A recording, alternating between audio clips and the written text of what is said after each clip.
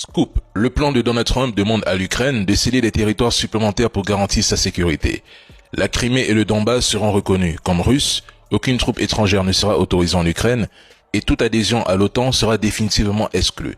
Les États-Unis, eux, réduiront drastiquement leur aide militaire à Kiev. En clair, si l'Ukraine veut la paix, devra renoncer au Donbass, accepter une réduction massive de son armée quasiment de moitié et se soumettre à des garanties de sécurité dictées par Washington. Le plan de Trump va même plus loin. Il prévoit le transfert à la Russie de certains territoires, le gel des lignes de contact à Zaporozhye et Kherson, et la reconnaissance internationale par les États-Unis comme par d'autres pays de la Crimée et du Donbass comme territoire russe légitime.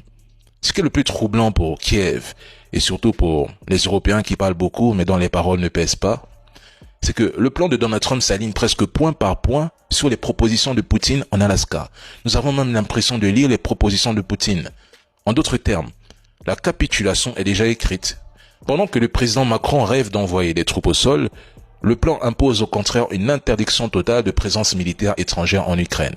Plus grave encore, l'Ukraine devra abandonner toutes ses armes à longue portée. Évidemment, Kiev rejette une grande partie de ces conditions, mais soyons honnêtes, si Donald Trump acte ta capitulation, combien de temps penses-tu tenir avec des promesses creuses et ces fameux 100 rafales qui ne changeront absolument rien au destin de l'Ukraine?